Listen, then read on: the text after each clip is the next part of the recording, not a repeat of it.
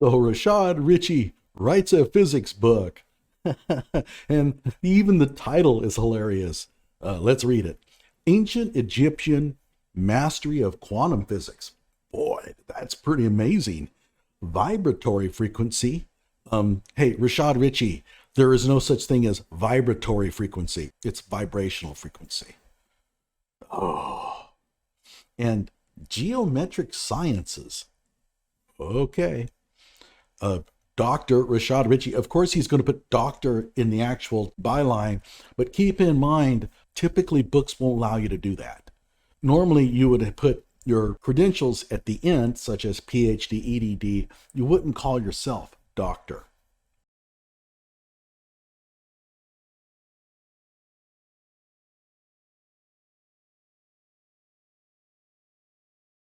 Complex. And keep in mind, he does not have a real doctorate. His entire academic background is phony. Finally, it says an overview of complex scientific applications in ancient cultures. Oh, this is going to be exciting. Actually, it's going to be a load of horse manure, and I'm going to explain why. Stick with me, and you will know more about modern physics than Rashad Richey. I guarantee it. Hello out there. I am trying to get through. With his powerful brainwaves cradled in the warmth of reasoning, it's time for Johnny Walker Dread to straighten you out on a thing or two. Emanating all the way from exciting Las Vegas, Oklahoma, it's the Johnny Walker Dread Show. So where does all this come from? In my opinion, his zest to attribute quantum physics to ancient Egyptians is rooted in black supremacy, an Afrocentric black supremacy. There has been a very large movement, it's been going on for a long time, to take inventions that have been discovered by numerous men and women from various cultures and attribute them to blacks. And of course, underpinning all of this is this belief that Egyptians were black. They were not. But just to show you how pervasive this idea is, listen to this. I remember my grandmother saying to me, I don't care what they tell you in school, Cleopatra was black.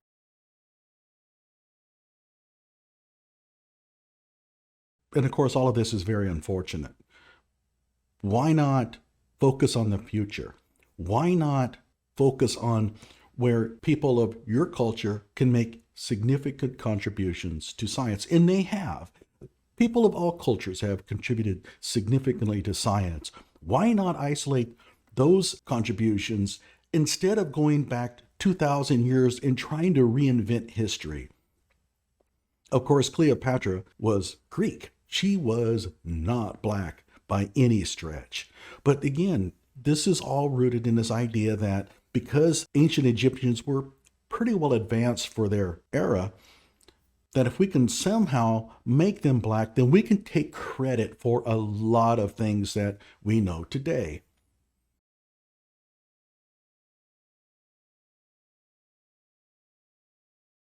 And from that comes this book on how ancient Egyptians mastered quantum physics. And I'm going to show you here why that's not even possible. And of course, Rashad Richey is the last person that can actually write on this subject. He knows nothing about physics. Even though he claims advanced degrees, he has never completed a bachelor's degree in physics, and his advanced degrees are all from diploma mills. I have gone through that numerous times on my channel. I even have a Rashad Richey playlist in case you're wanting to go through all of it. It's long because he keeps inventing all new degrees and certificates. They're all phony, and I explain why in these other videos. And we can actually dismantle his entire theory by just reading the synopsis of this book. By the way, that's written by the authors. Amazon.com asks you to provide this, and I know because I have actually published a book on Amazon.com. No, you're not going to make a whole lot of money doing that. And keep in mind, unlike Rashad Richey, my book was actually published through a well-known publisher. It's not self-published. But let's read this. So let's read this. A synthesis of a historical literature and emerging research suggests the modern-day quantum field theory in physics was understood by cultures of antiquity. And he cites Shabana and Quechenberger here. You don't do that in a synopsis. Okay, that's kind of silly. For example, the customs and practices of the ancient Egyptians align with the tenets of QFT. Unfortunately for Rashad Richey, he doesn't know what those tenets are, which suggest the tangible world as we know it is entirely composed of frequency and vibration. Oh boy. And I'm going to explain why not only does that make no sense, but even if it was true, there is no way in hell the Egyptians could have understood that.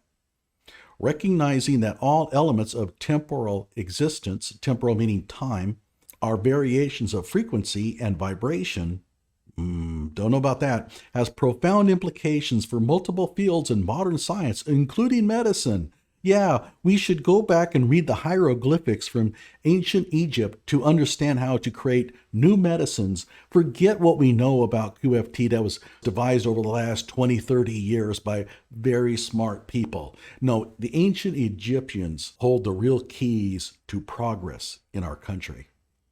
While modern science understands matter as composed of atomic and subatomic particles that constitute a molecular structure, no, that's not true. Not all of matter is composed of molecules. Traditional perspectives of physics are largely based upon notions of physical solids interacting with one another.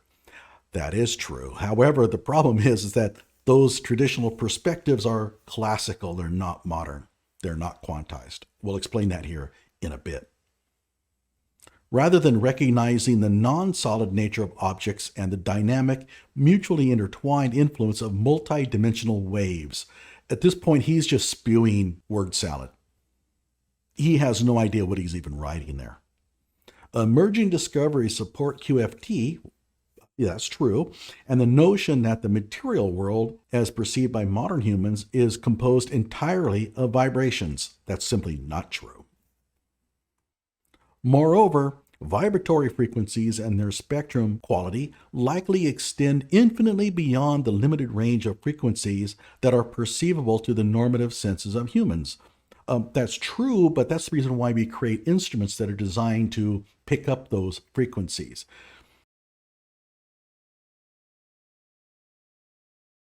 Most vibrations occur at extremely subtle levels.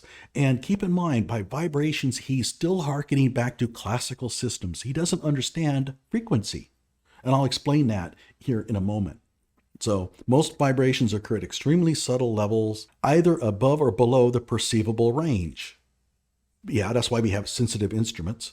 Okay, any experimental physicist would look at that and just laugh out loud.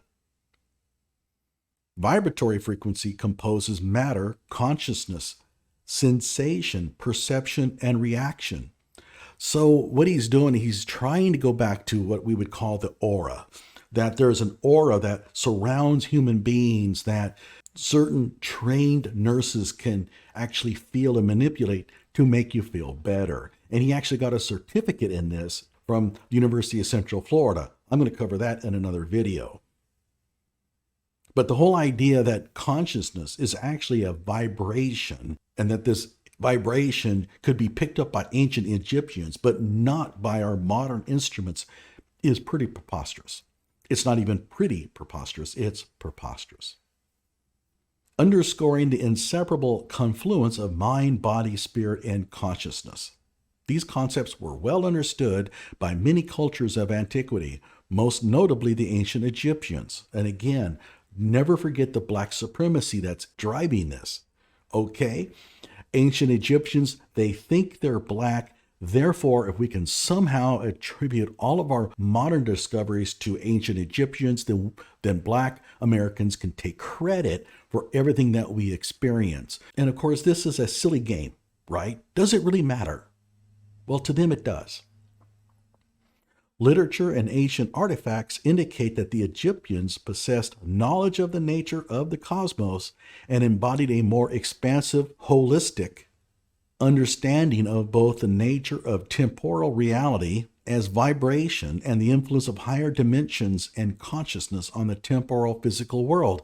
I would love to know how they're going to experience vibrations in higher dimensions than 3 dimensions. What would a 4th dimensional vibration even look like? How would you even experience it? Examining these concepts in light of the modern QFT provides ontological insights that contextualize the nature of reality and existence. And he's just throwing words together. They sound impressive. If you look at what they're saying, the facade wears off. But where are the problems, though? Well, he makes some fundamental mistakes, which show that he has no understanding of physics whatsoever. I want to talk a little bit about a major misconception that is driving a lot of what he does when it comes to creating his phony degrees.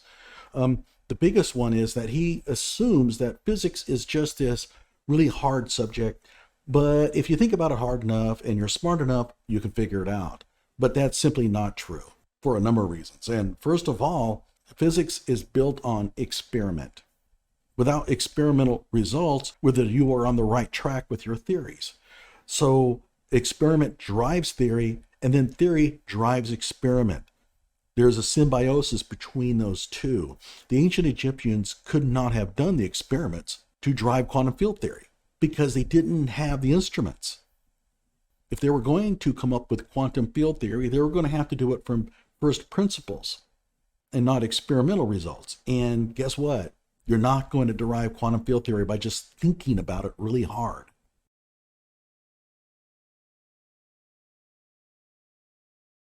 The other problem with it is that they vastly underestimate just how hard physics is. Physics is freaking hard. This is not a general ed class. That's maybe a little more difficult than what I've experienced in other classes. But if I just think about it enough and I watch the videos, for example, those that he downloaded from MIT, if I watch those enough, I'll figure it out. You don't get it. You learn physics by doing physics, and these problems are difficult. A problem where you're supposed to derive a result from some prompt could take 3 weeks. I know, I've done it. I completed a course called Classical Electrodynamics, a must course for anybody studying advanced physics.